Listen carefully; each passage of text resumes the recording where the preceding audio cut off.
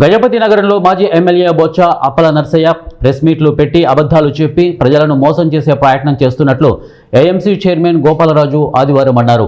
చెప్పిందే చెప్పి అవాస్తవాలను వాస్తవాలుగా చిత్రీకరించాలనే వైకాపా నాయకుల కుటిల ప్రయత్నాలను ప్రజలు నమ్మే పరిస్థితిలో లేరని తెలిపారు. జగన్మోహన్ రెడ్డి ప్రభుత్వం తన 5 ఏళ్ల పాలనలో మెడికల్ కళాశాలలు పూర్తి చేయకుండా అరకొర పనులు చేసి వైద్య విద్యను అస్తవ్యస్తం చేశారని తెలియజేశారు. ప్రభుత్వ విధానం ప్రజలకు మేలు చేసేదానికి వీళ్ళ దగ్గర పాఠాలు చెప్పించుకోవాల్సిన అవసరం తెలుగుదేశం పార్టీకి లేదు. అనేక సంవత్సరాల పాటు ఈ రాష్ట్రాన్ని అభివృద్ధి చేసిన చరిత్ర తెలుగుదేశం పార్టీకి ఉంది. చంద్రబాబు నాయుడు గారి తాలూకు మోడల్ ఇవాళ దేశంలో అనేక రాష్ట్రాలు ఫాలో అవుతుంటే వారి మోడల్ని వ్యతిరేకించేటువంటి వీళ్ళు చెప్పే మాటలు ప్రజలు నమ్మడానికి ఎవరు నమ్మశక్యంగా లేరు. వారు ఆ విషయం చెప్పారు. నేను చెప్పాల్సిన విషయం రైతుల సమస్య. ఇవాళ రైతుల సమస్య మాట్లాడుతున్నారు. ఏం మాట్లాడుతున్నారు? అసలు ఎక్కడికక్కడ ధాన్యం సేకరణ జరగట్లేదు, పత్తి సేకరణ సరిగ్గా జరగట్లేదు.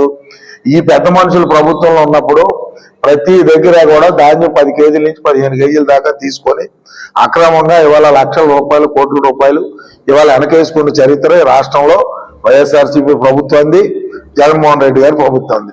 ఇవాళ వీరేమో మొసలికాయ నీరు గారుస్తున్నారు. ఇవాళ చక్కగా ఇవాళ మన ప్రాంతంలో జిల్లాలో ఎక్కడా మన శ్రీనివాస్ గారి నాయకత్వంలో, మంత్రి గారి నాయకత్వంలో ఖచ్చితమైన